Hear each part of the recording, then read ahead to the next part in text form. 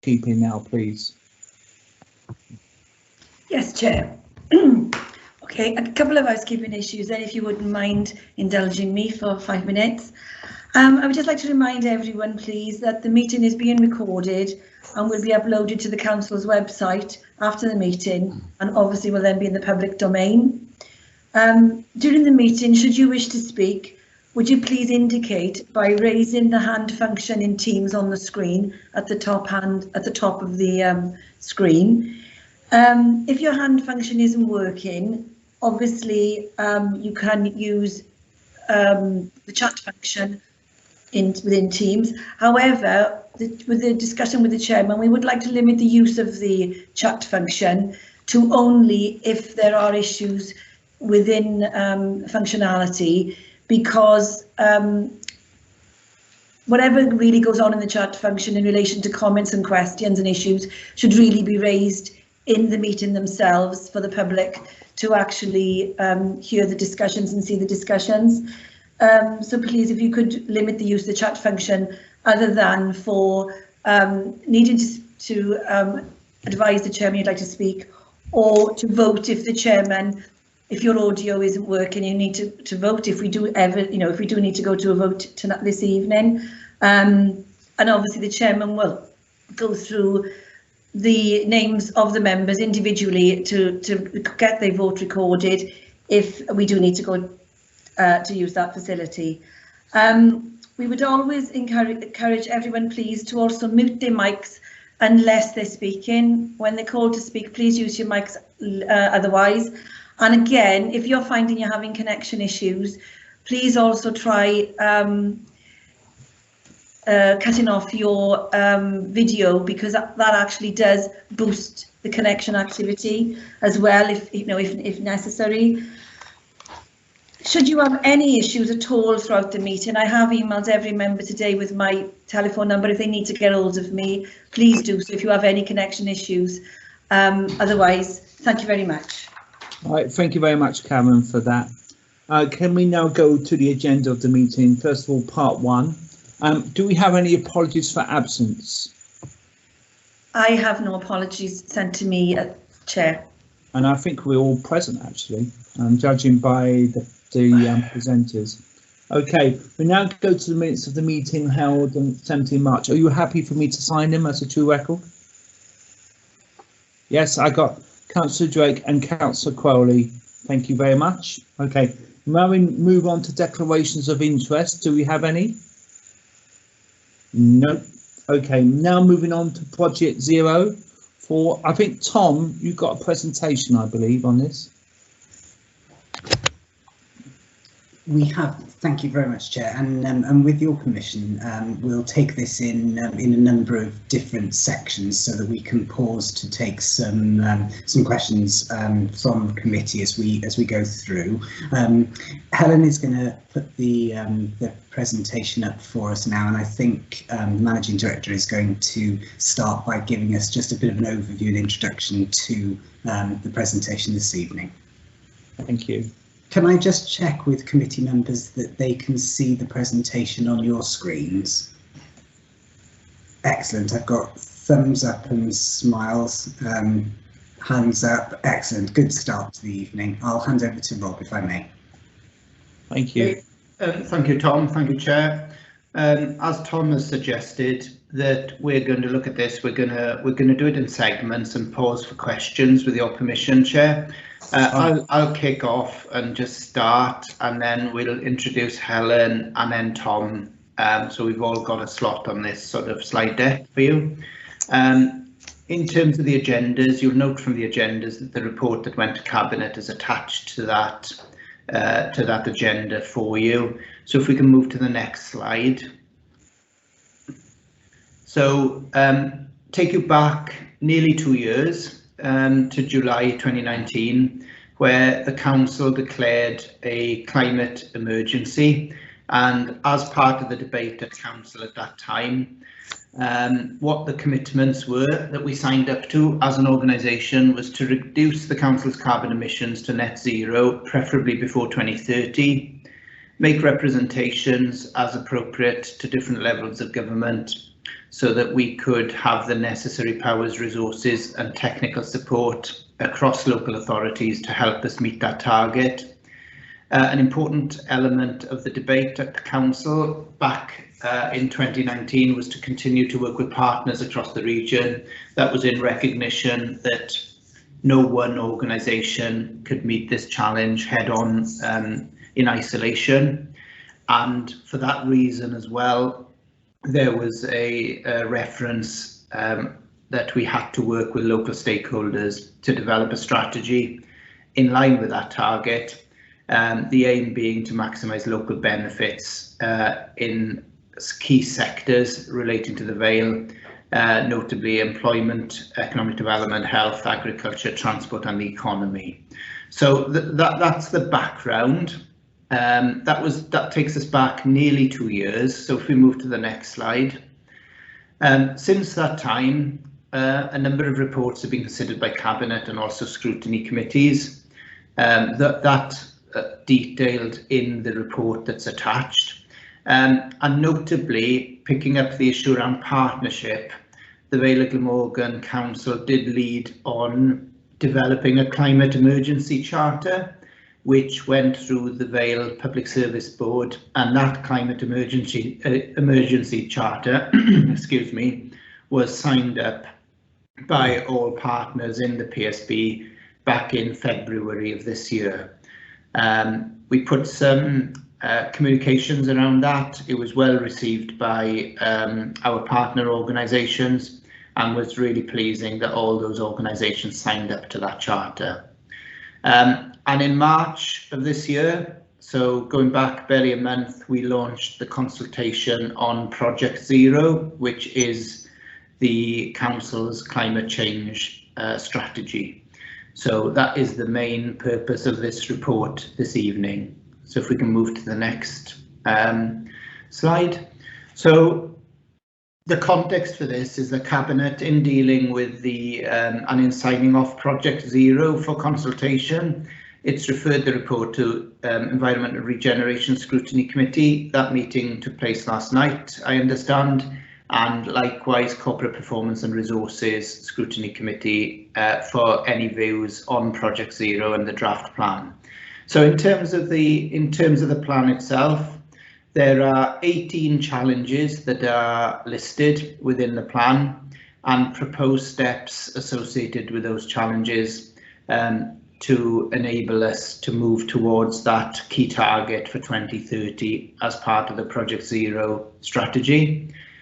The plan also details work that's underway across the Council, and a lot of that work is also detailed in the strategy and detailed in the Cabinet report. So in terms of some of our working practices, some of the work that we've already undertaken and some of the new developments and new projects that we're delivering will have a significant input in the sense of the need to meet that 2030 target. And it also describes how this all fits together and the governance arrangements within the Council to make sure that Project Zero is part of our wider strategy going forward and links in with our corporate agenda, links in with our corporate plan, links in with our recovery strategy from COVID, and links in with the new reshaping agenda as well. So if we can move on to the next slide. So there are a number of challenges and steps. I've already indicated that the Council can't do and can't meet the target alone. It would be oversimplistic to think that us as an organisation could actually meet that target without working with others, and the key element of that is the need to demonstrate our sort of community leadership role. So the way we go about our business as an organisation that employs over 5,000 people across the Council, we need to demonstrate strong leadership in the way that we fulfil our functions, in the way that we manage our teams, in the way that our workforce works within our communities. So a key strand and a key challenge is how do we demonstrate that strong leadership? We want to make a difference now in terms of the actions that we're taking, some of our working practices. what can we invest in and what can we focus on to make a difference as soon as possible, because 2030 is not very far away. And also, how do we think more long term and fulfill our responsibility to also the future generations as well as current generations? So how do we take that matter forward in terms of the years ahead of us, not just to 2030, but beyond that date, further into the future. So if we have the next slide. What we're going to do there, we have got a short video which Helen will introduce next, but having set the scene and given you the overarching strategy, so to speak, and those 3 challenges, happy to pause there and take any questions, bearing in mind a lot of the detail will now follow, Chair. Okay, has anyone got any questions at this stage, or would we like to proceed with the next part? I assume we'd like to proceed to the next part. Thank you, Rob.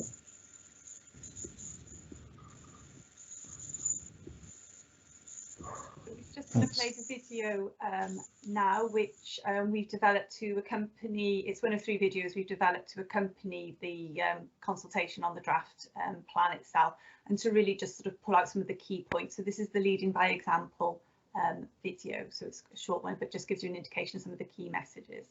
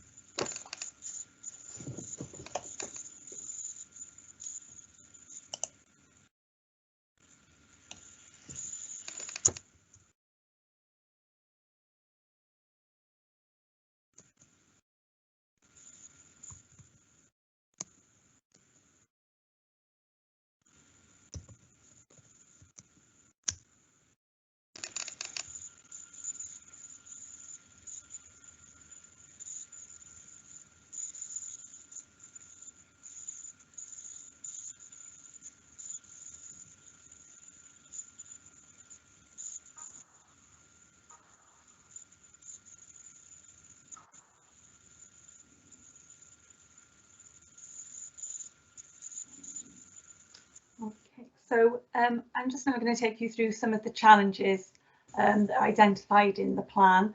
As I said, the videos that we developed highlight some of those challenges to help with the engagement, but we wanted to just share with members in a bit more detail the 18 challenges that are detailed within the plan. As Rob mentioned, we've structured these around 3 different themes. So the first one is the demonstrating strong leadership theme, and very much sets out how as an organisation we can sort of lead by example. The first challenge we set here is about better engagement with the community, listening to their priorities and also providing them with more opportunities to help shape what our activities look like in terms of tackling climate change, so that sort of becomes part of a sort of a team approach to the work that we need to take forward.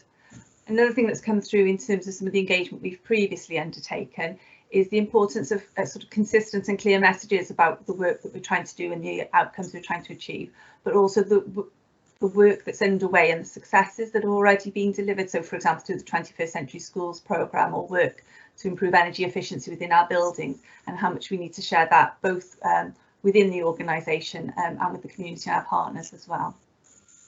As part of the discussions we've had around the development of the plan, we've also been sort of looking at the need to strengthen our evidence base and our understanding of some of the key issues and the impact that changes might make, so that we can fully understand what the different costs of our activities are and set those targets. So that's that's a key piece of work that we're looking to take forward.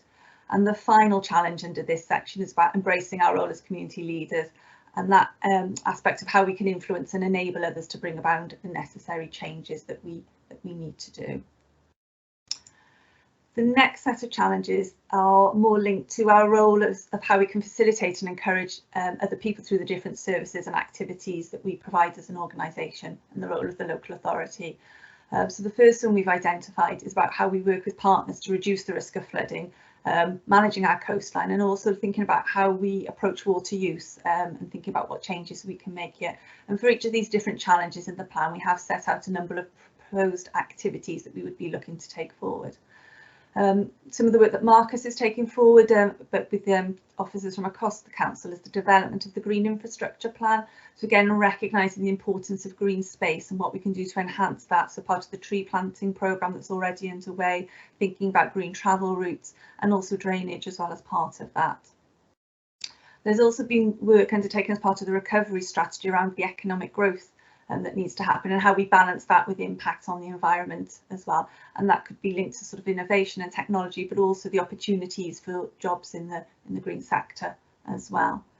And then we've got a challenge around our planning policies and regeneration activities. And there's already a range of planning policies in place to support more sustainable development. But again, how we can use those to encourage and work with developers and businesses and other organisations to move that agenda forward. For example, looking at more carbon neutral buildings. In terms of energy use, we want to work with partners and the technology sector about how we can reduce the amount of energy we use, but also how we can think about how we source that and different technology. And again, that could link to sort of more green growth jobs within the Vale. We've also been talking about more sustainable local food systems, and this is an area that Natural Resources are quite keen to develop as well in terms of looking at food systems and thinking about our food miles, less waste, and greater awareness about the impact of our food choices on the environment. So thinking about healthy choices for our bodies, but also for the environment as well, and the range of activities that can be done there. And this will link also to work that we do through the PSB with Food Vale. In terms of waste management, we've obviously got new recycling arrangements being rolled out, but also looking about how we can reduce waste, how we can look at more reuse, but making sure that we've got the facilities in place, as well as the awareness raising as well, and bringing those things together. And then the final challenge under this section is around transport, so about more sustainable forms of transport, so making sure that we are encouraging changes in behaviour, but also putting the infrastructure in place to support those changes. The final set of challenges that we've identified are in the Make a Difference section, and these reflect how we work as an organisation, both as a provider of services, an owner of property and land, and as an employer. So procurement has been something that's come out quite a bit in terms of the engagement that we've had with staff about how we think about the procurement choices and weigh up sort of the different options in terms of what we're procuring and how we might go about some of our contract management. Investing in our housing stock, so building on the work that's already been undertaken through the Welsh Housing Quality Standard, but making sure that we're maintaining the fabric of the buildings, making them more energy efficient, and also linking that to fuel poverty agenda as well. As I mentioned earlier, there's obviously a huge amount of work that's been happening through the 21st Century Schools programme to build new schools and improve existing schools. And now we're looking to build new zero carbon schools as well. So thinking very much about those learning environments that are fit for the future. And we've had some really good case studies coming through the work that's been undertaken with our schools. And then the three final challenges. The first one here is managing and using our land and buildings and other assets so that we can support work on tackling climate change. So this links to things like the space programme, rationalising what we need, but making sure that the buildings that we have got are sustainable and as energy efficient as possible. Reducing the number of car journeys staff make, so again thinking about the future and how staff may be more returning to work and moving around more, and thinking about how we travel, but also our own fleet as well, and what changes can be made to the fleet of vehicles. And then the final one about investing in technology, again, so how we've been supporting home working so far, but thinking more about how we might be providing online services and carry on with sort of more virtual meetings to reduce the need for travel and office space as well. So those are the challenges that are set out in the plan. As I say, there are a range of activities against each of those challenges, and they are sort of detailed within the videos, and then we're taking the consultation through those as well. So really it's whether we want to pause here in terms of the challenge, whether there's any questions around the challenges and activities that we've identified. Okay, open to members. Okay, I got Councillor Johnson first and Councillor Crowley second. Councillor Johnson. Thanks, Chair. Thanks to Helen for that. I think my first query is really regarding the development of this and the evidence base that we already have, because there's obviously an awful lot of information within here, an awful lot of different touch points, but I'm just wondering how good our evidence base is on this already, and just within that also just the risk of issues which are upstream from us, so Welsh Government decisions, strategic development plans, and how that impacts upon our ability to deliver on some of these. Thanks.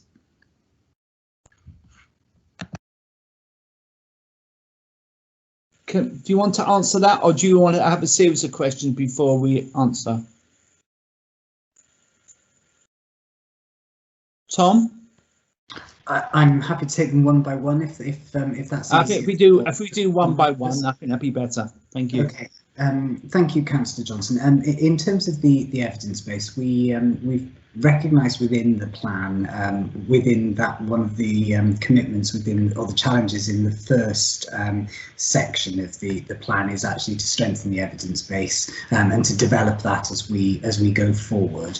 But you're absolutely right, there is a huge amount of information and data that is available and underpinning that, and as part of the plan there's an appendix which shows a summary of that information that we've had. So what we've looked to do is try and synthesize the information that we've got on both the kind of UK, Welsh, and where it's available at local level, in order to provide some indications on the actions and activity we should be taking. So that's where some of those steps come.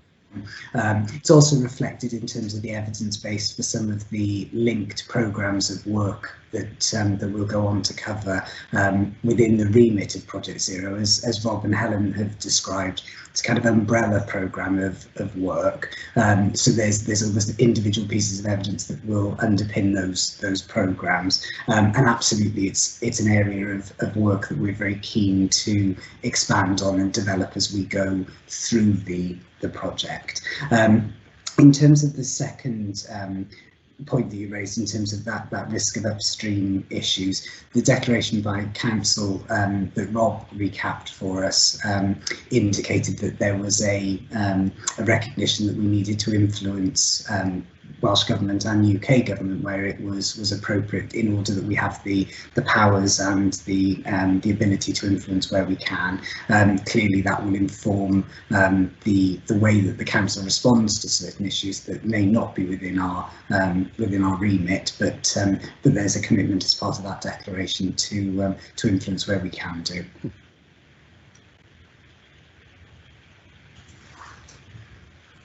Thank you very much for that. Councillor Crowley next. Yeah, thank you, Chair. Good evening, Tom. Just noticed that there's a proposal for 2 docking stations for Nextbike in the village of Dinas Powys. What other facilities are you proposing when you consider how dangerous the road is through the village and the Barry Road to Barry?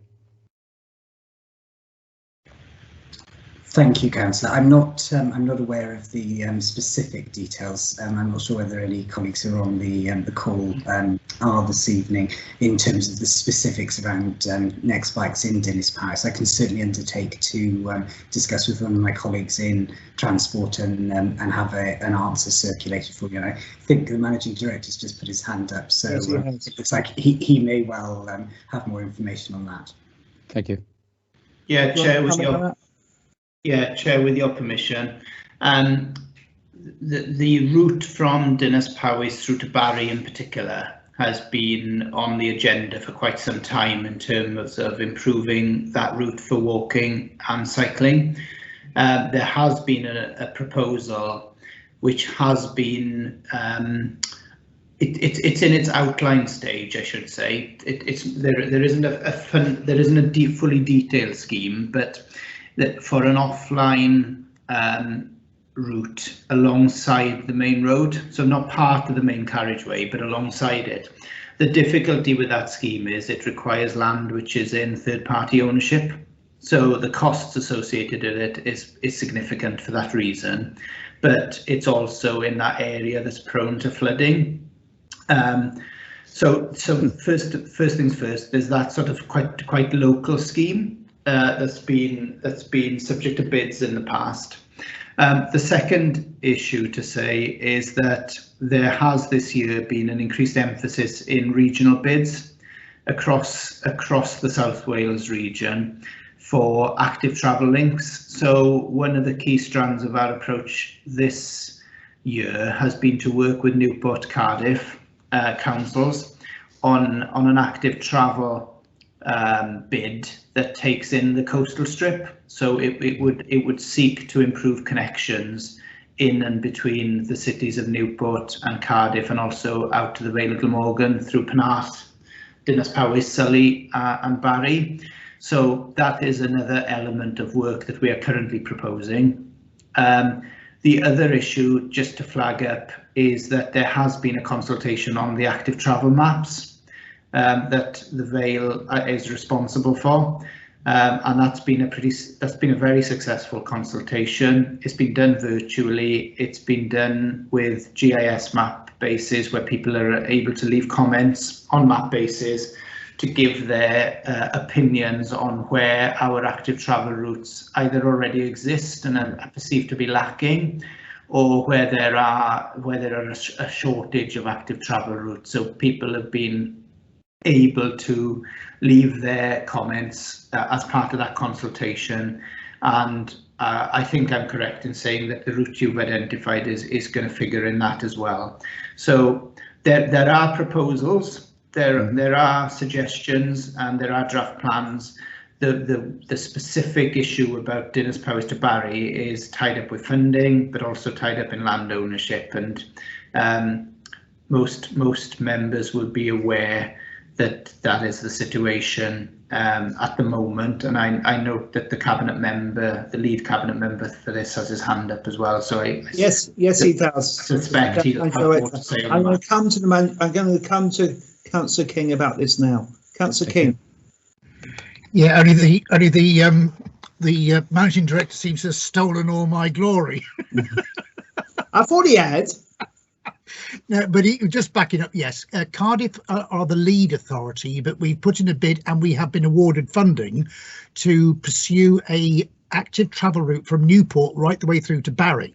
Now, this is still at the early stages, and we're waiting some detail of what because Cardiff are leading, what they're going to do. But one of the things that I've been asking about is exploring spare land that Network Rail have, because you don't need a huge amount of space alongside the railway track. And as anyone has ever used the railway, know they have quite a fair bit of it. So that's the one. But the other one is, and it's a completely different point, and that is, I've played with the Next bikes as part of the promotion, and it's a blooming cheap way of trying out an electric assisted pedal bike, because I think it cost me £10 to register, and I'm still using up my credit. Now, you're not going to go to terribly many cycle shops who'll lend you an electric bike, but if you find that it's okay and it suits you, so I think there's more to the e-bikes than just replacing. I think it may be also encouraging others, and I hope it will help encourage others to explore. So that's the other bit I'd want to add. Thanks. Thank you, Councillor. Okay, thank you. Councillor Cowell now. Thank you, Chair. Thank you for the presentation as well. From what we've seen so far, it's been really insightful. Just a quick question in relation to the zero carbon schools that I noted. I noted on the section on that, you talked about building new zero carbon schools and then improving existing schools. So just to clarify, are you, because obviously we're looking to be carbon neutral across the board, so the question is, will existing schools with these improvements also be zero, or will they just be better than they are now?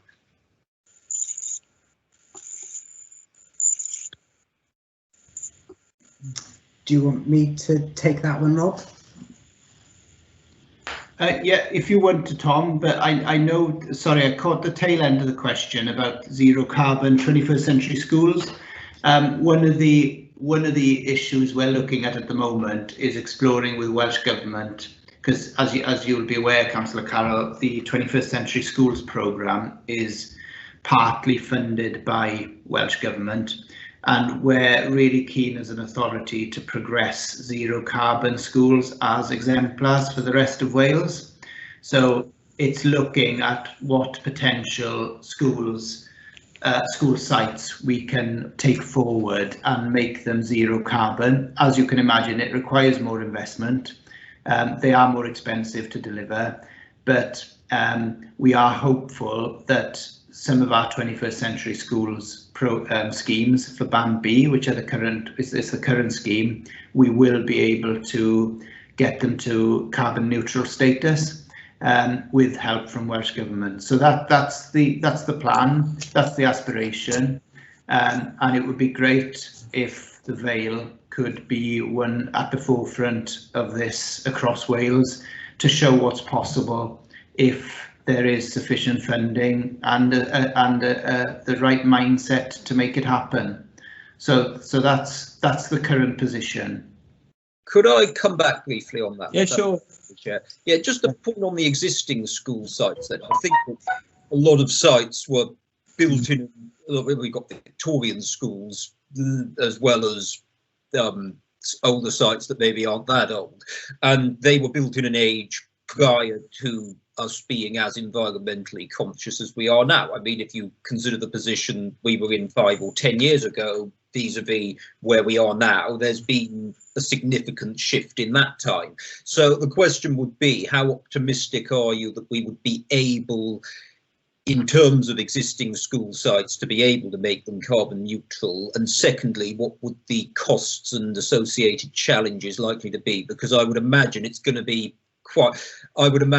quite challenging to be able to do that. Bearing in mind, it sounded as though it would be a not difficult, but it wouldn't be straightforward necessarily with new schools, let alone some older premises. So would be interesting to see your take on that. Yeah, thank you, Councillor Carroll. Chair, with your permission again.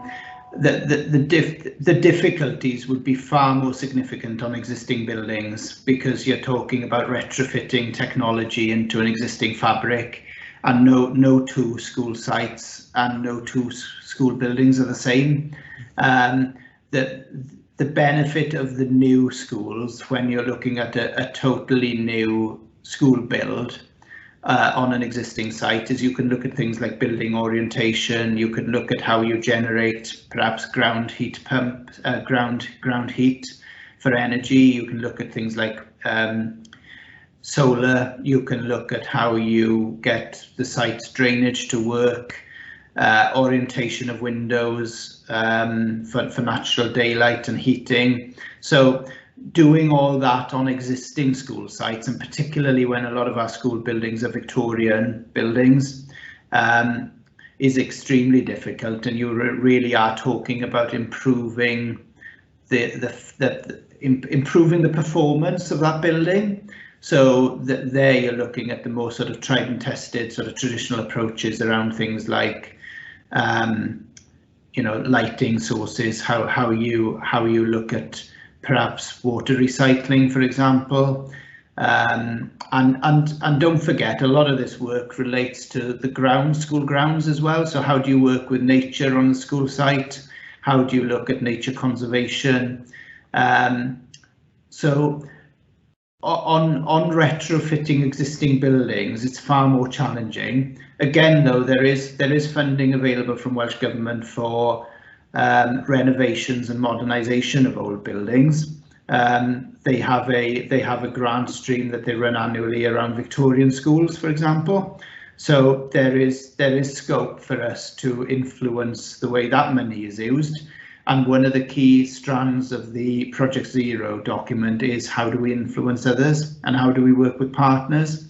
So that's an area which we would be looking to engage with Welsh Government in years that follow, to see how we can perhaps generate funding for energy efficiency measures within some of our older buildings. There's no easy solution, and I honestly can't tell you how much it would cost because every site would be different. Okay, thanks for that. All right, now moving on to Councillor John Thomas. Thank you, Chairman. On a slightly different note, yesterday noticed on the council's Twitter feed a poll regarding plant-based diets and asking people if they would move to a plant-based diet to help the council to achieve their aims with Project Zero. I think, well, I was told, I can see Pam smiling there now. But, I just think that it's a dangerous way to go when you think that most of the farms in the Vale of Glamorgan produce animals and dairy products and are not suitable for producing ingredients for plant-based diets. Most plant-based diet, food for plant-based diet, or a lot of it is imported by aeroplane, which doesn't do a lot for the food miles and the carbon footprint. And I think that as a council, we should be promoting sustainable local produce rather than plant-based diets.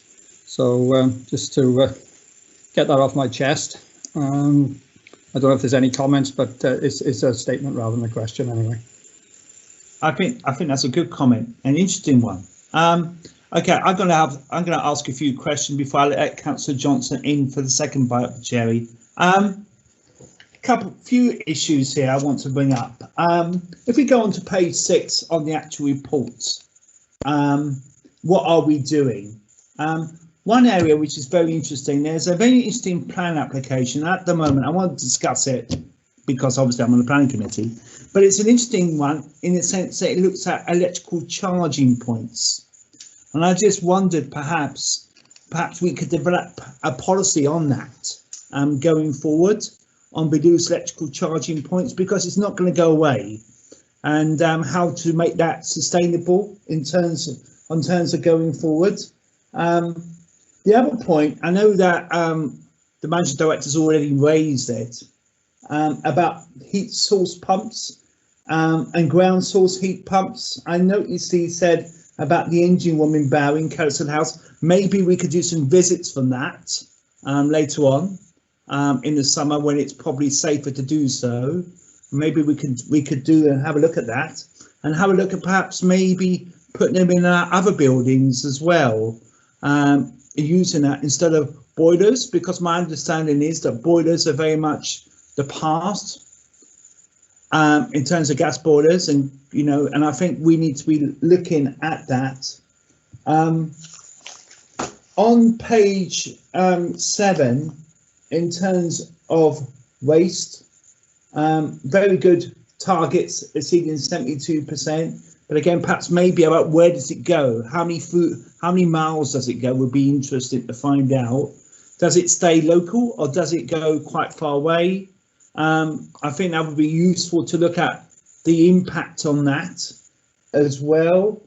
Single-use plastics, I think again we need to express leadership on perhaps having reduced prices for cups of coffee and tea if people bring their own. I know lots and lots of other retailers and caterers do that, and perhaps maybe we could be looking at that as well. We mentioned about sustainable transport. You mentioned about Next Bike and encouraging cycling. Scooter pods, I would be interested in having a bit more information about what scooter pods are like, and how do they really work, and how do we encourage safety on it. I agree about the challenge on retrofit programme about housing, but have we got any examples we can look at retrofitting housing, especially our housing that we own, in particular notably our flats that we have as well. Country parks, heritage coast, compost, how much can we encourage more people to use that? Working with perhaps, we got lots of them in the Vale, in terms of making sure that we have places where we can buy compost free, and perhaps maybe we can promote that a bit better without obviously showing any bias to any particular garden centre. But I think that could be an area that we could look at, and maybe we could have something on that as well. I mean, that's why I've looked in the detail, but I just wonder if you've got any answers to some of my questions, Tom. Certainly, Councillor Wilson. I was scribbling them down as you were raising them, so I hope I've got them all.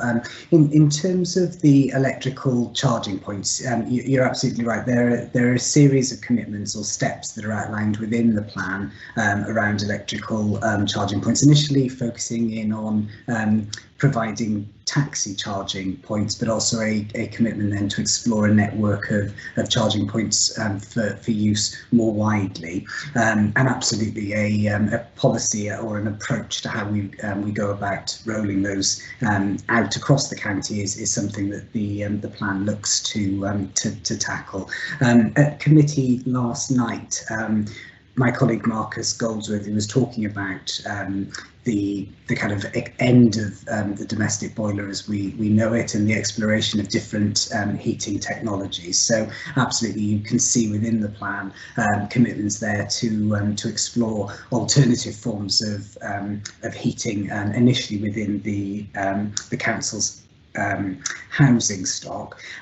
You raised the point around the distance by which that recycling and waste is taken, and there's a commitment within the plan to avoid the export of residual waste from the UK, so that's included. And absolutely, single-use plastics is a good example of where this plan is both about the local authorities' actions. So, for example, our tender processes now stipulate a requirement for reduced single-use plastic, and the council's trading company Big Fresh have also got a commitment to reduce the amount of single-use plastic, but also an encouragement for people to change their behaviours in terms of what they're consuming, what they're buying in terms of single use.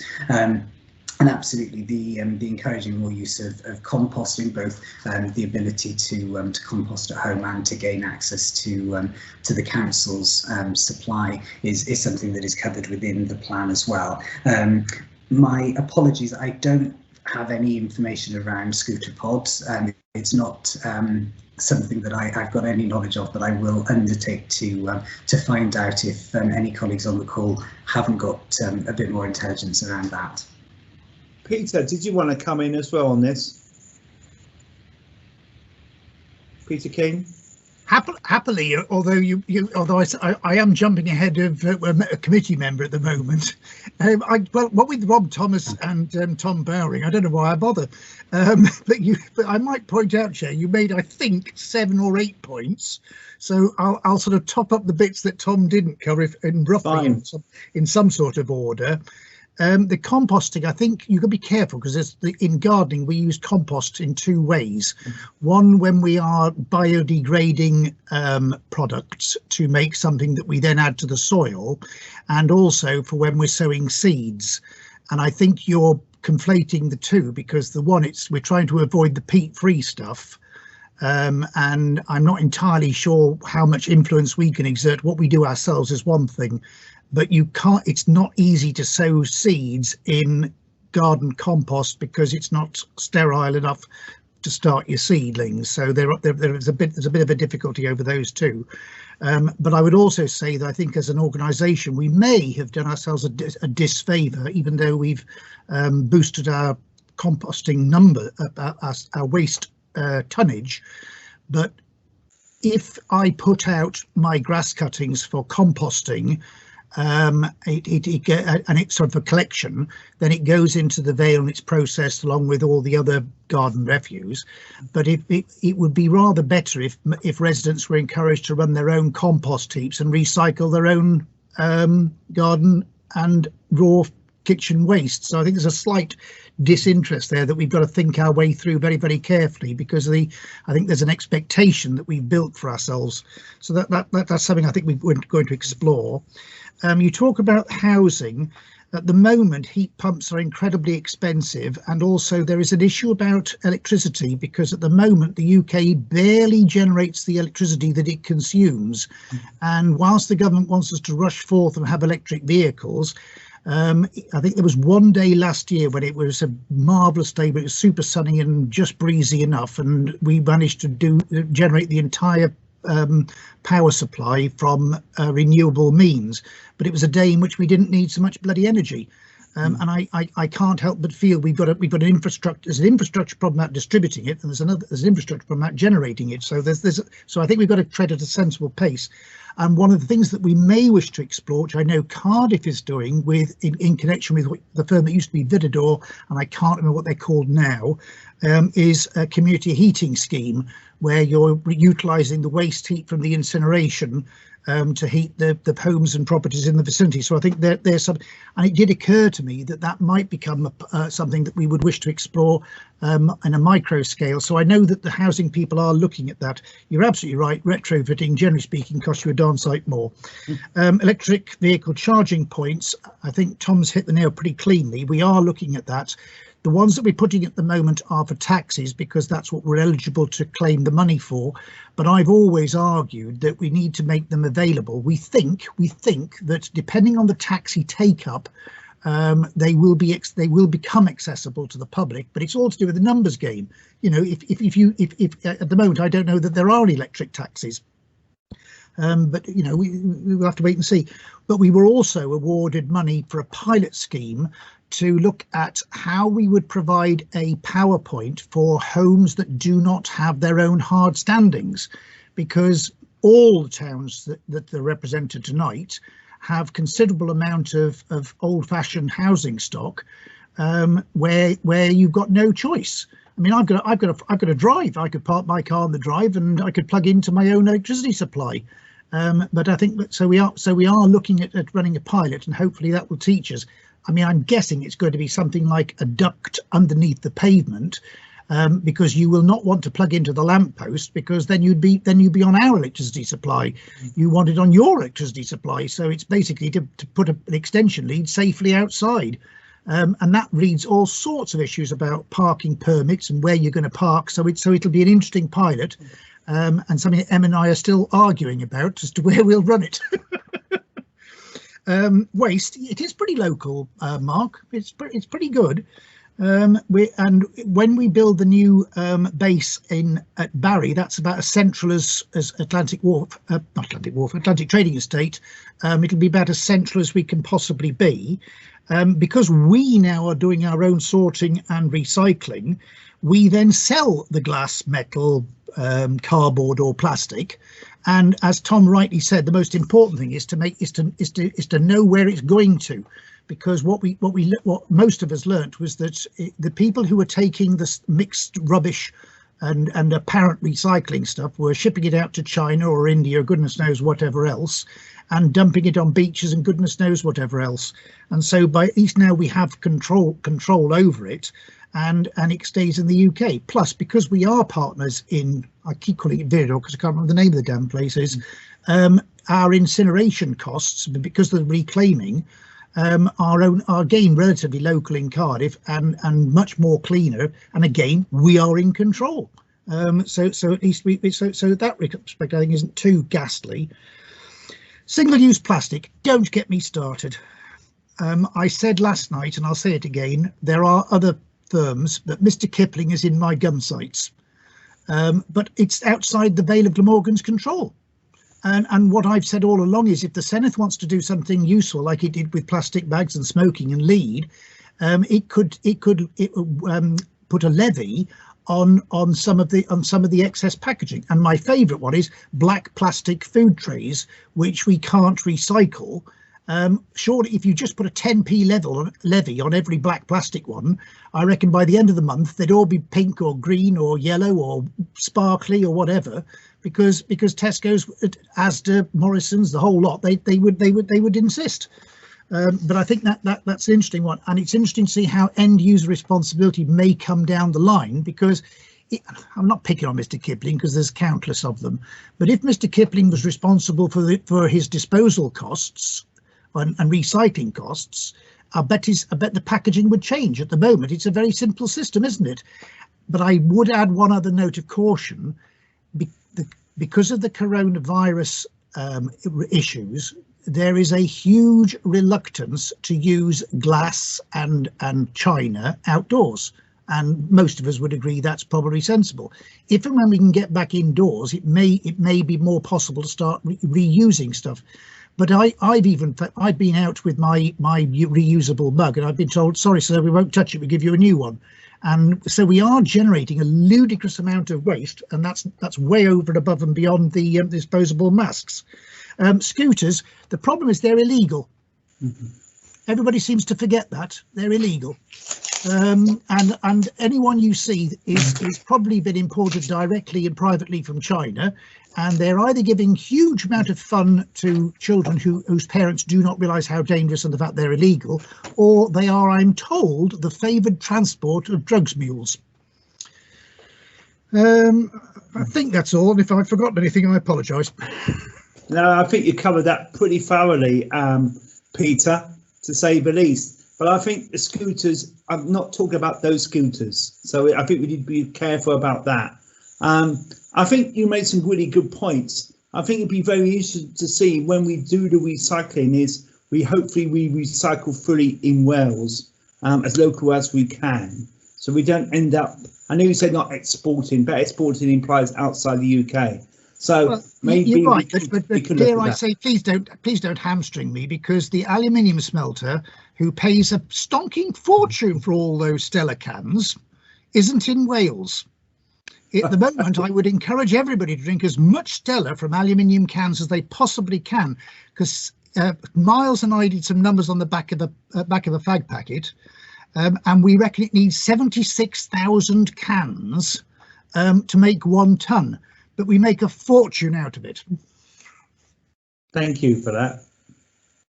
All right, good. I know Councillor Ian Johnson's been rather patient, but can I beg my indulgence, Councillor Ian Johnson, if you don't mind, and let Councillor Gwyn John speak first, because he hasn't spoken yet on this.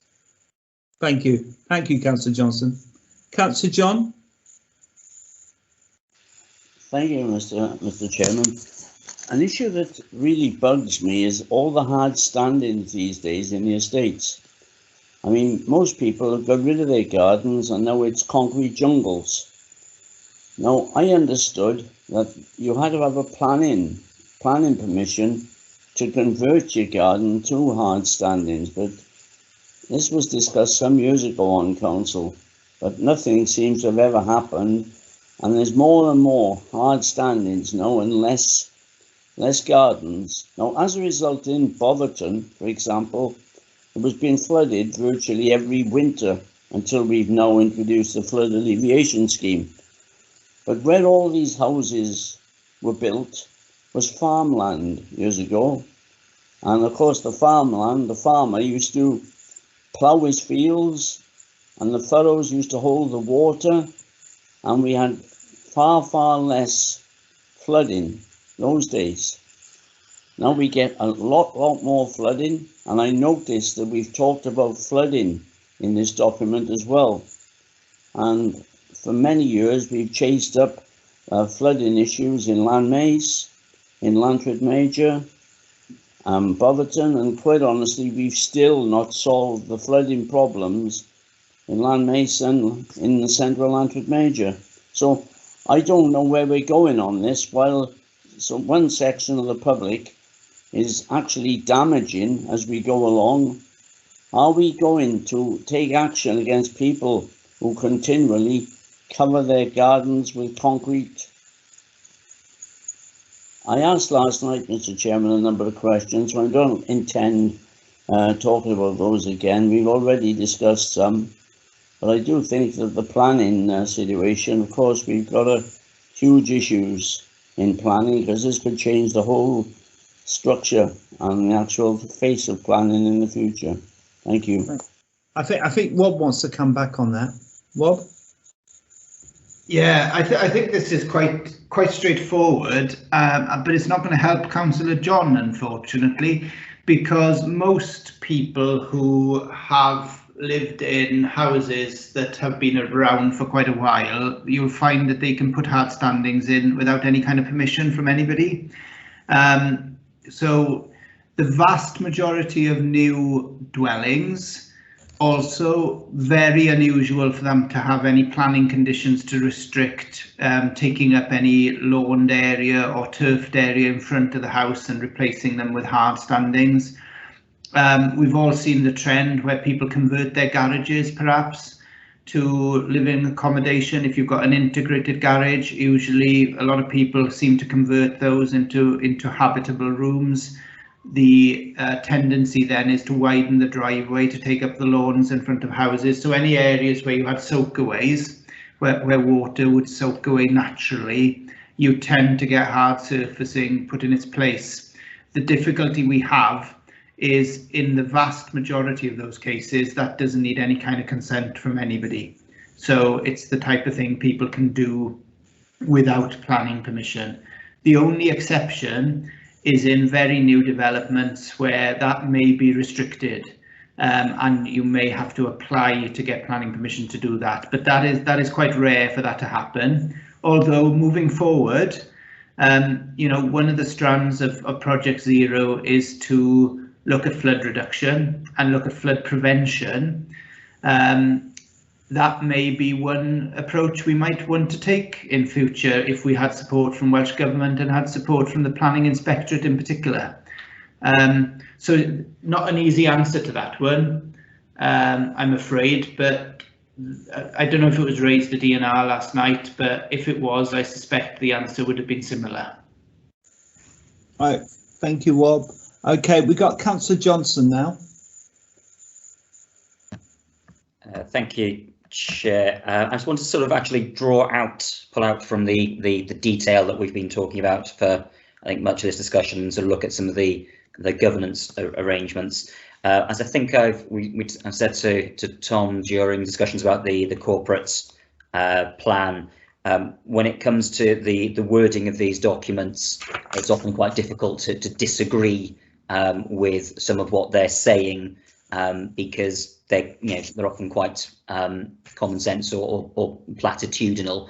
But as Councillor Thomas sort of pointed out earlier, sometimes when you get into the detail, then you get into issues which are perhaps have a bit more tension. I'm just interested as to how we're really going to be getting to grips with the sheer amount of information and programs and practices that are being referenced here. We've got 18 challenges. There are 70 plus steps to include. We have 21 different council strategies and projects which are being named here. That's going to be drawn up into a series of indicators that we will be scrutinising on a quarterly basis. There's an awful lot here. I'm just interested if Tom can really set down how we're going to determine what those indicators are, how we're really going to decide that. That's a red, amber, green. There are things in here that I'm fairly sure we have been doing or should have been doing for years. So the idea that we should be implementing a flood risk management plan and a shoreline management plan is a bit head scratching, because I'm fairly sure that Clive Moon and others have come to us many times over the years to explain those. So how much of this is really new, because lots of this surely should have a red, amber, green almost attached to them almost before we start, never mind sort of in indicators that we'll be looking at in a couple of years' time. So just how we're going to manage that process of understanding vast amounts of data, I think would be quite helpful. Tom, thank you. You want to answer that, Tom? Yes, certainly.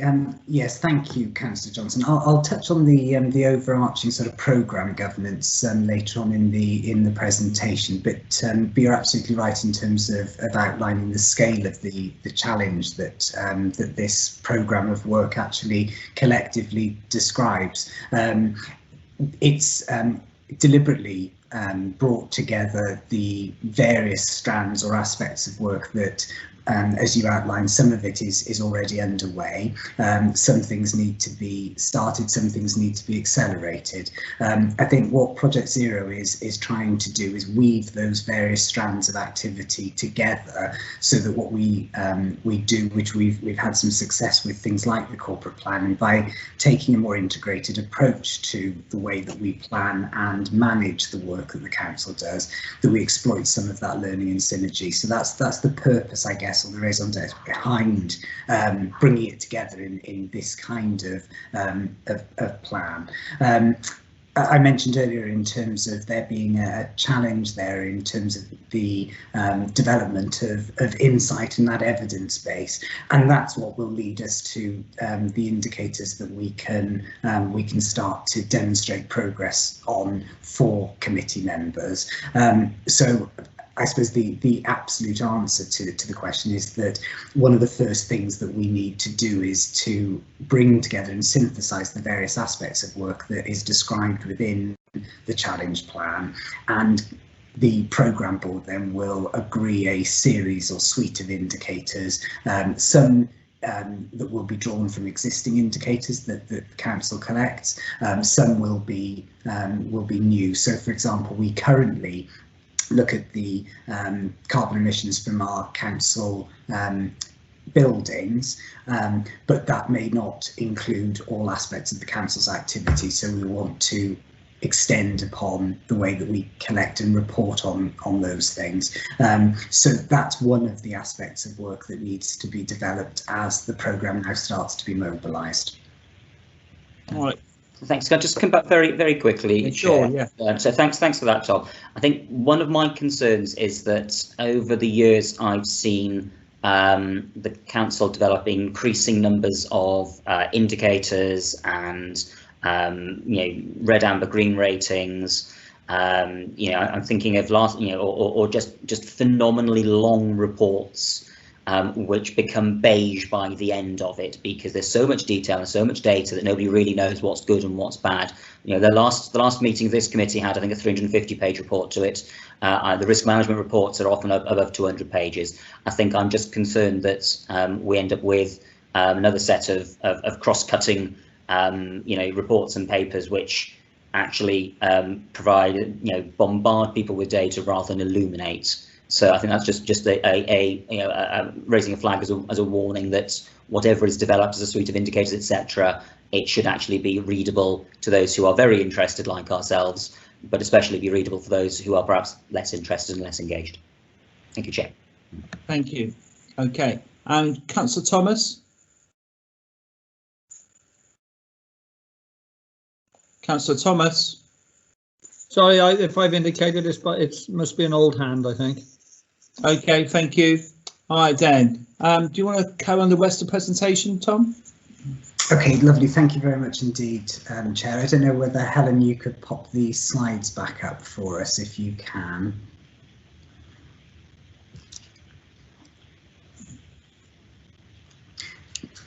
They're just loading up now.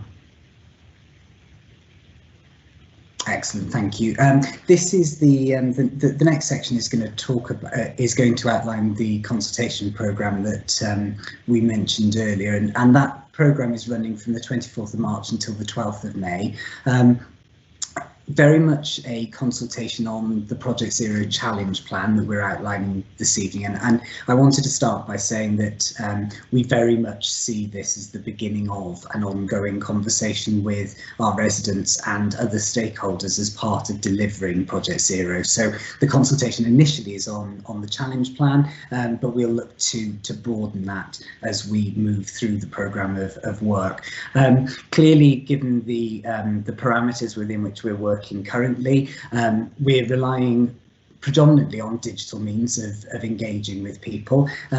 What I'll do for committee after the presentation finishes is drop a copy of the presentation slides and also a link to the consultation page of the council's website that contains all the information about Project Zero, including the videos, one of which Helen showed us earlier on this evening.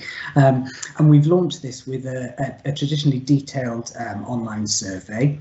And that's asking for people's views about all aspects of Project Zero and the challenge plan that we've been describing this evening. The Managing Director has also written out to a range of different partners. So all the town and community councils, for example, and local interest groups have received notice of the consultation, and we've been promoting it via a range of networks and contacts across the council. So we've shared this with our colleagues and asked them to share it with their colleagues as well. Councillor Thomas mentioned the Twitter polls that are being run currently, which is part of the social media campaign, and I suppose I wanted to flag, and I'll cover the Twitter polls in a moment, but one of the things that this committee and other colleagues have pointed out is that often if we try and consult on a 40-page corporate strategy, it's actually quite difficult for individual residents sometimes to want to engage with all aspects of such a broad-ranging strategy. So the idea of the Twitter polls that we've been trying this week and will continue in the next couple of weeks is really just to ask sort of bite-sized individual issue-based opinion that we can put alongside the overarching feedback that we get as part of that survey. Because we can't do any face-to-face consultation, we are going to be running 4 online discussion groups over the next couple of weeks. They're thematically based, and they'll be hosted by council colleagues who are experts in their field, and they're open to residents and to any other interested stakeholders who want to come along and to discuss their feedback and their ideas. We've got a session similar to the one that we're doing with yourselves this evening with our colleagues in youth services to try and engage with young people. We're also running a session with the 50+ strategy forum as well in a similar kind of way. It's been really encouraging so far that during the consultation we've had a number of contacts from head teachers in schools asking if they can get if they can become part of Project Zero, if we can help support the activity that's underway within schools, but also whether there's the opportunity for them to share their best practice. The Managing Director is going to be writing out to all head teachers in the next couple of days to extend an offer to become involved in Project Zero, and it's great to see that we've already had some interest from schools pupils in taking part in those online discussion groups as well.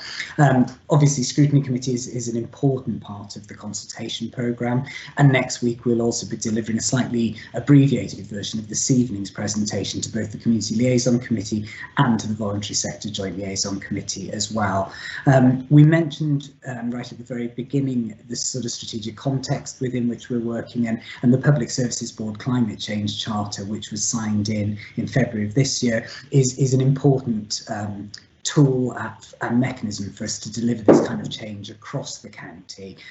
There is a group that is multi-agency driving that work forward, and they're involved in the consultation piece as well. So if we can move on, please, Helen, to the next slide.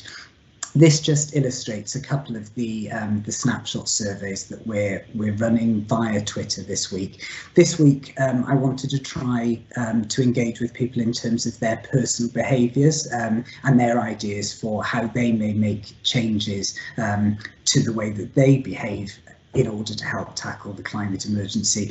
The idea will be that in the coming week we'll start to ask for opinion on some of the challenges or steps that we've outlined that the organisation as a council may wish to change. So this is just a couple of examples in terms of energy efficiency measures that people may have made at home, and also whether people are committing to buying more local produce as well. So just trying to get a little bit of a kind of taste for where people are, and then equally where we may want to influence that public behaviour and opinion through the actions that we can take as well.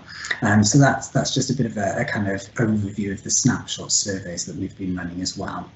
So I just wonder at that point, Chair, whether any members have got any questions about the consultation programme. Okay, has anyone got any questions about the consultation programme? Yes, Councillor Cox. Thank you, Chairman. I'm interested in what consultation we're going to undertake with the town councils and the community councils. and I'm sure many aspects of this they'll be supportive, but there are areas they can help themselves. Certainly I've noticed within the rural Vale, we have far more people out now taking advantage of sustainable transport, either out walking or cycling. But they're in so I think the community council is going to be supportive in much of these, but there are other areas which is quite interesting, which often crops up where members of the public tend to complain sometimes about the street lighting.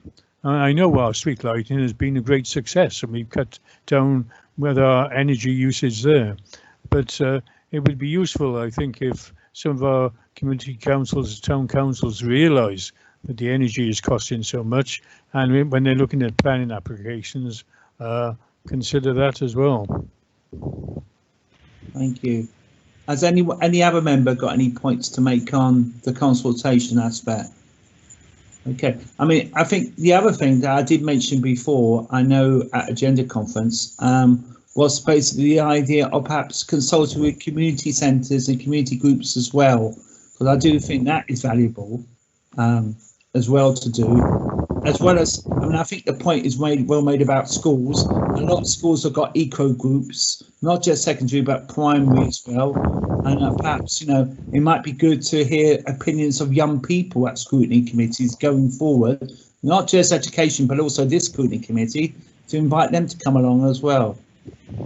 Absolutely, and following the Agenda Conference, Chair, we made sure that the letter from the Managing Director to launch the consultation was sent to all the community centre organising committees across the Vale, so they have received that. And absolutely, Councillor Cox, the role of town and community councils is really important in this. We have shared the details of the consultation with all town and community councils. I'll also be presenting at the committee where representatives from each of the 26 will be there next week as well, in order to start to engage them in that particular piece of work. And I know that the Town and Community Council representative on the Public Services Board has also indicated that this may be an area where actually we could look at how we can embrace and harness the work that our colleagues in Town and Community Councils do in order to contribute to both our climate change work, but also the charter that Rob Thomas was describing, that the PSB is earlier as well. So absolutely, a kind of county-wide approach is what we're looking to adopt here. All right, thank you very much. Okay, all right then, can I close this session now on that part of the agenda, and we now move on to the next item on the agenda. Can I thank you all very much for the contributions? Okay, now moving on to the next item on the agenda now. Okay, is on audit wells now. Thank you. Yes, thank you, Chair. First of all, then the report. We brought the report to committee for a completeness, really. You, as a committee, you're regularly receiving updates in performance arrangements, every quarter. But the whole idea of this report, there are some actions that do require approval by Council and Cabinet, but in the main is to provide a more complete update of the work that we've been doing from the improvement recommendations that were outlined by the Wales audit some time ago. The action plan has been monitored by the Scrutiny Chairs and Vice Group. It's been monitored by Democratic Services team and also by committee and cabinet through the performance arrangements. This just provides a comprehensive update of what we've been doing so far. And obviously in the meantime, COVID came about, and obviously there was some time lag around that because of meetings didn't start back, etc. But as soon as they were up and running, obviously this work continued and was going on silently in the background as well, as you can see from the Appendix A, which is the action plan and the progress that we've been doing. Within the team, we have a far more detailed document than that, which details every aspect, since that plan was developed.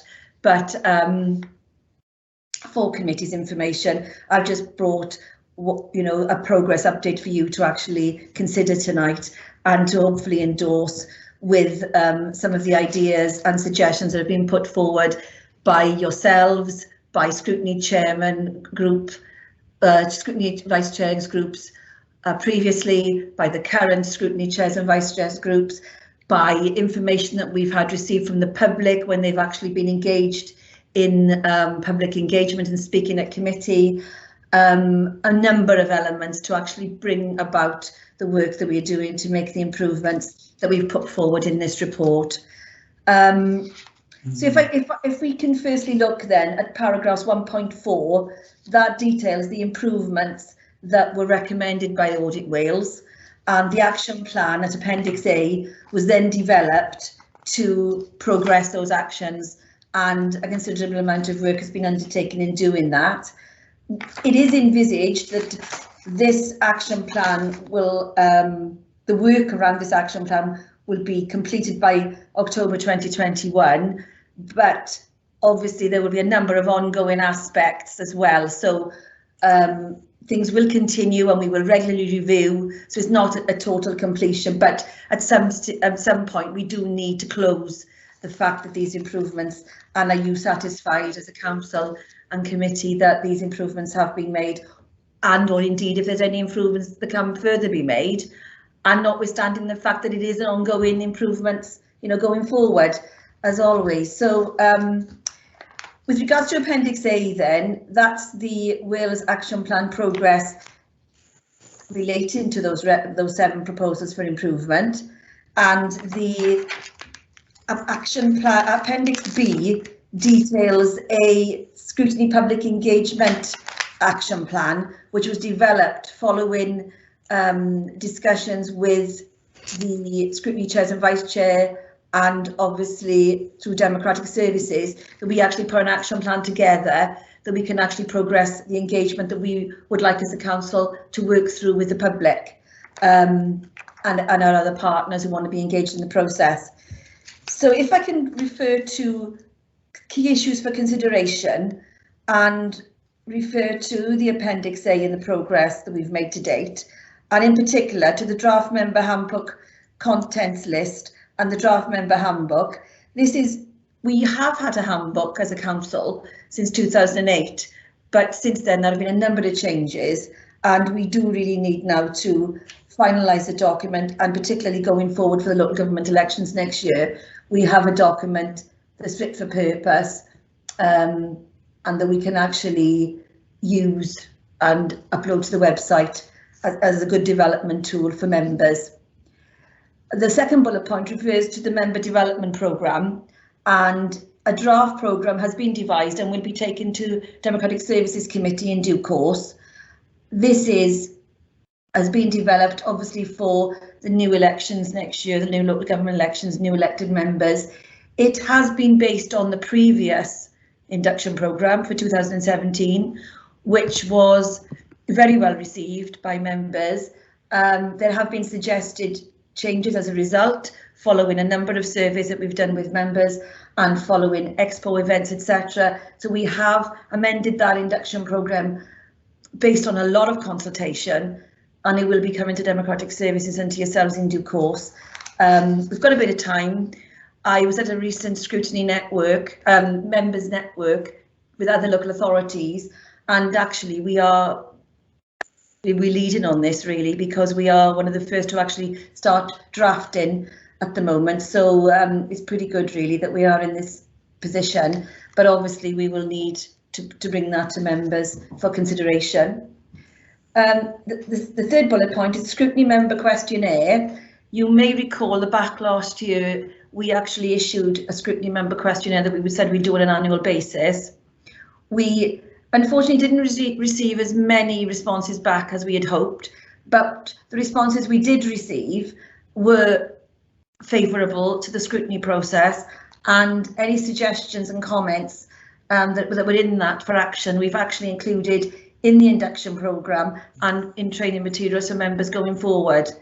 We have recently sent out this year's survey, which members would have received late, at the end of last week, and I would urge you, please, if you wouldn't mind completing that for us, because it is a good tool to provide us with information and to see how the process is working from your point of view. The next bullet point relates to a scrutiny public engagement ideas paper, which was discussed at the Chairs and Vice group on a number of occasions, has been reported there, because there are a number of activities that we would like to put forward going forward with public engagement, etc. And as you can see in the paragraphs in that report, there are some extra bullet points. We're looking to refresh the scrutiny web pages.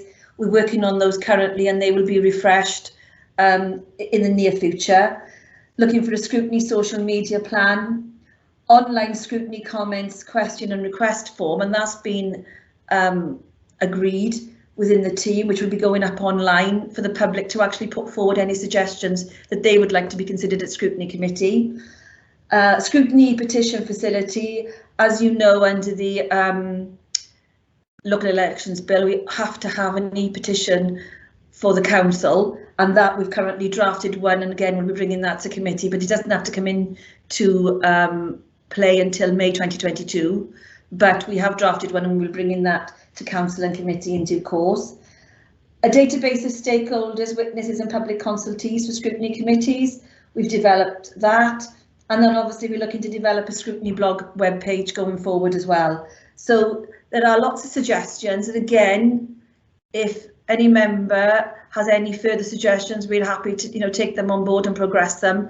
All ideas are welcome. At Appendix C to the report, and we can look at that in more detail, there's a Scrutiny and Cabinet Roles and Responsibilities document, which we've already had as a council, a document in place. What we've done is we've looked at that to revise it, because we've been looking at all our documents now to consider whether they need to be revised or not. And for various, reasons, Appendix C, there are a couple in there that I would like to bring to the attention of members. So if it's okay with you, Chairman, can we go to Appendix C? That's unless fine. Any members got any, sorry. Yeah. Unless any member wants me to go into other detail, on other stuff. But if I look at Appendix C, I would like to draw members' attention. This is the Cabinet Roles and Responsibilities draft protocol, which I have discussed, which has been discussed and reviewed by the current Chairs and Vice Chairs group, and also I've spoken at Business Cabinet about some of these proposed changes in here. The first page, some of them are just changes in interpretation of wording, but paragraph 1 on page 3 relates to the Centre for Governance and Scrutiny, and their principles that underpin scrutiny changed. So I've highlighted in there the ones that are now what they have agreed, so that we need to amend this document to reflect that. Most of the document, as I said, doesn't need amending. It's been reviewed and it's fit for purpose in the majority of places. If we can go to page 7, this is one that's been agreed with the Cabinet, Business Cabinet, and the Leader and Deputy Leader to go forward. If you can see on page 7, I've highlighted in bold the third paragraph, where in the original document we had specific meetings to be held with Cabinet portfolio holders, but what we've now also included, and on a biannual basis, the Leader, Deputy Leader, Cabinet members and Scrutiny Chairs and Vice Chairs, and if I could, insert in there the Scrutiny Chairs and Vice Chairs group, to meet to allow both the Cabinet and Scrutiny forward work programmes to be developed and agreed. This again dovetails into the improvements suggested by the Wales audit and how we go about bringing together our work programmes for both Cabinet and Scrutiny.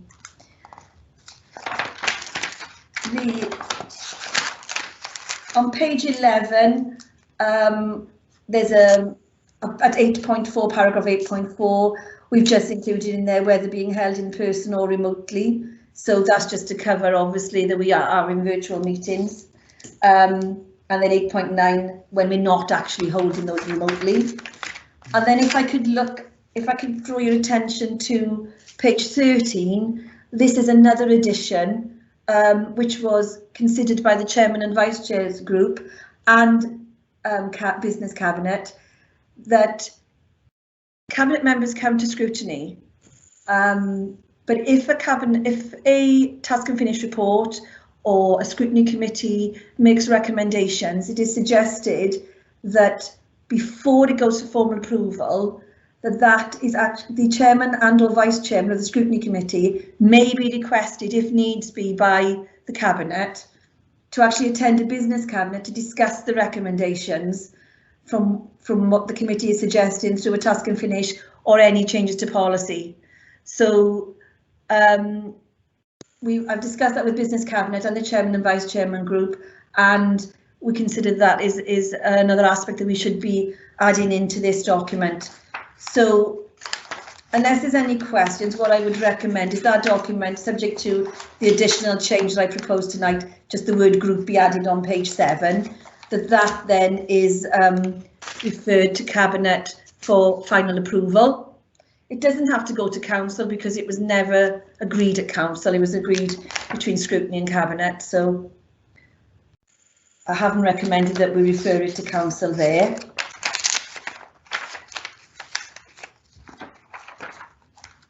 If I can then refer back to the report and refer to Appendix D, which is a template that has been drawn up again with consultation via chairs and vice group, again with consultation from a number of members at previous chairs and vice groups and scrutiny committees, and also the need for us to consider that the annual report is improved upon and it shows the outcomes that committee is looking at and that it brings it all together in that respect. And at Appendix D, I've attached a draft proposed annual report. We do have to make some, additions to this, obviously, because to reflect at the end of March, etc., any work that's been done to date that needs to be included. Any changes in membership of committees need to be reflected, and of course, if there's anything that you as a committee think that we need to include or not include, and then obviously we'll take this forward and then eventually go to council because it has to be received by full council. It doesn't have to be approved by full council, but it has to be received at full council. So this is something that as I mentioned, has been developed by chairs and vice and is here again for your consideration. Appendix E is a quarterly newsletter, which was agreed as another, was suggested and then agreed as another way of engaging with the public and providing a snapshot of the work that's ongoing and that's coming up within scrutiny. And again, attached is a draft just for you to really see how we want to take scrutiny forward and actually get the message out there and raise public awareness. So again, we'd like that to be published in the not too distant future. That again has been approved by the scrutiny chairs and vice group and agreed with them. So unless there are any real issues tonight, we would like that to go out there to be publicly available. Page, the next bullet point in that paragraph refers to a draft report recommendation guide, which is again has been developed so that we can focus on the areas where the committees can add most value. This in the main at Appendix F is meant to be a document for officers to use when they're actually completing reports, and that we can actually detail the outcomes that are required, etc., and to be more transparent in the way we write the reports, and to be as a guide really for the team when they're actually developing them. It is for internal purposes in the main, but again we've brought it to you because it shows another improvement in one of the actions that have been proposed by the Wales audit. Appendix G then is the public participation guide, which is the public speaking at scrutiny committee meetings. Now this document was approved by full council, so it has to be formally approved by full council if indeed it's going to be changed in this way as agreed by yourself and then recommended by cabinet to go on to full council. There are a number of amendments that we've made in here are following reviews. Some have been, again, to just amend the wording to be more clear. I have highlighted on the document, for ease really, the relevant parts that we are suggesting are changed and reviewed. Those are in red on the document. In the main, again, this document has not been drastically amended, because following consideration and feedback from the public, we consider that the document is fit for purpose, other than the changes that we have proposed. And in the main, if you look at the paragraph 3, webcasting of meetings, we'd obviously bring in the document more up to date now because of webcasting of meetings. The intention is that we, with the elections, local government and elections bill, we have to have in place published arrangements for meetings which are called hybrid, where the members may be in the building, but the public and other members may be elsewhere. So it's just bringing this up to date. We have highlighted where, for example, a paragraph 5.5, where we would need to maybe a lot more time to an expert witness if they're presenting to committee on facts and evidence, etc. We have also clarified again for the public that for a normal agenda, for each agenda item, we allow 15 minutes, so a person can register to speak on that item, and then there'll be 15 minutes for registered speakers to speak to committee. However, if there is an interest, a matter of public interest, like for example the car parking or the 21st Century Schools programme, that is a much more of an interest to more people, then obviously the chairman can go outside of this public speaking guide and can actually provide another way of actually addressing these concerns and these issues in another meeting, but we don't have to be specific to this guide. So that would depend on the interest, but again, we've tweaked the document so it reflects those changes,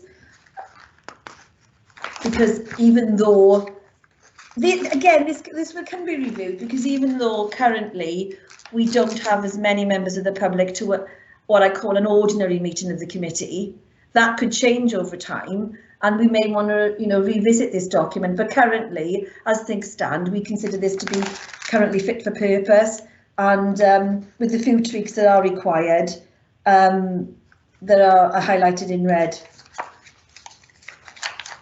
And then if I can go back then to the document, the actual report itself, and refer to the last appendix, which really is a task and finish scoping document, which again is to, when members are considering what task and finish work they might want to undertake, is to actually consider in a bit more detail what the outcome they're anticipating and expecting. And that is another improvement that was recommended by the Wales Audit Office, that we should be very clear on what outcomes we're expecting and how we actually manage our task and finish work. So those documents have just been developed again for members to consider in more detail when we have got a topic that we're going to consider. Paragraph 2.2 of the report refers to some completed actions that have already been undertaken. It's just to bring everything together, really, to let members know we do complete a scrutiny site visit record. We keep a record of that.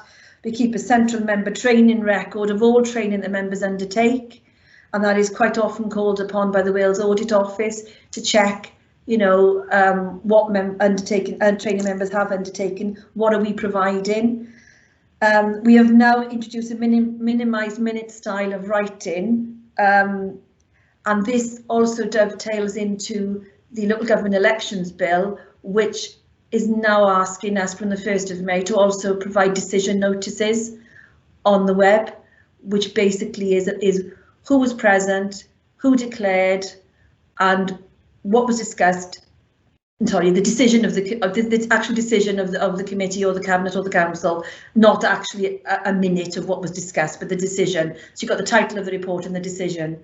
and those have to be published on our website as well. So this is all dovetailing into that. We also provided members with the IDEV facility training password, etc. last year, back in July, August, so the members can actually access any IDEV training that's available. And again, I would urge members to look at that, you know, on a regular basis if they can, because there are some good training materials on there, as well as all the training materials we put on MemberNet for the various activities we've done over the years. We also undertook virtual training for chairmen of committees and vice chairman of some committees back last November. That was undertaken by an independent external provider. And obviously going forward with the induction programme as well next year, we'll be providing more. I was earlier discussing today as well with the chairman some other training, you know, dependent what software is going to be used for hybrid meetings going forward, when the restrictions are lifted, etc. And the council have made a decision, you know, which meetings are going to be hybrid. Then the paragraph talks about long-term changes in performance monitoring processes, which you're already aware of, that have been reported, and another paragraph on, which would be remiss if I didn't put it in, about the Local Government and Elections Act, which is another massive piece of legislation that we're working through. There's an action plan which has already been taken to committee and cabinet back in December and January, which details all the aspects. I mean, one of them is the elections. You know, 16 to 17-year-olds are now have the ability to vote. You know, and then a lot of the issues around governance for us, the audit committee governance arrangements. The title was changed to Governance and Audit Committee. Going forward, there's going to be more lay members to be appointed by May next year. There's a number of elements in there for governance arrangements that need to be picked up, and there's regular meetings undertaken with a group of officers working through that action plan. So in the main, we've tried to capture everything together as much as we can, where it dovetails into the work and the improvements that were proposed, and then to finally conclude, really, for the Scrutiny Committee to consider what I've presented tonight and the report, to endorse the progress made to date and to recommend the same to Cabinet, if you consider that's what you wish to do, and then also to recommend to Cabinet that the revised Cabinet and Scrutiny roles and responsibilities documents is also endorsed, along with the public participation guide, but with that guide that is also endorsed and recommended to full council for approval. Okay, thank you very much, Karen, for that very concise, I thought, considering the volume of appendices that we got here. Thank you very much. Open to any member of any comment at all? I have no one indicating they're going to make any comment. If that's the case, are we happy to recommend and endorse number 1, number 2 and number 3? Okay, on the recommendations. Yep, I got indication for that. Okay, thank you very much. I got virtually from everybody. So can I thank you all? Can I also note, Karen, do you want to come up and say something? I only want to say thank you very much for that, Chairman, because it's been a lot of work by the Scrutiny Chairs and Vice, by my team, and it's a lot of effort, and behind the scenes there's a lot of work that goes on, and I just want to give them the due recognition that they deserve in working with the Scrutiny Chairs and Vice in putting this together. So thank you all members for not giving me a hard time on this and for accepting all the work we've done. I do really appreciate it. All right, and can I thank you all? And I've got no other items which are urgent. Can I just note just very briefly though that the next meeting that we meet of Corporate Resources, it will be a fully live meeting, so the public can see, if they want to obviously visit us, they can see what we are doing, because we've got live streaming.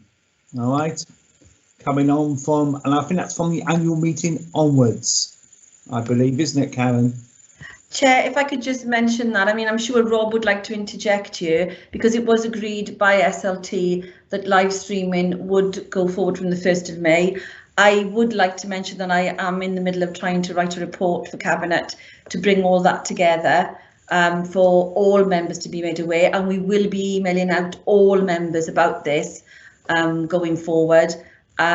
So I would just like to ask Rob if he would like to say something on this as well. Yeah, Rob, do you want to say something? Not much I can add, Chair, just other than to echo what Karen has said. I think, you know, the decision that's been taken is we do record these meetings. We put them on the website a couple of days after they're held. So holding them live doesn't make much of a difference in terms of what you as members and us as officers do on the evening. It's just the fact that the public will see the meetings as they happen and will be able to see decisions as they're made rather than watch them recorded afterwards. We've spent a lot of time over the last 12 months, as you're aware, moving to this virtual platform, and I think it's been working pretty well since things have settled down, particularly since the summer recess. So why wouldn't we take this next step, I guess, is the summation that I would give you. And Karen is right, we will issue guidance and we'll clarify all of this with members before we actually start that live streaming. Thank you very much for that, Managing Director. I got no other item on number 6. There's no part 2. Is it possible, Pam and Karen, if you could just stay behind for a minute and everyone else can go, please? Thank you all. Thank you, Chair. Thank you.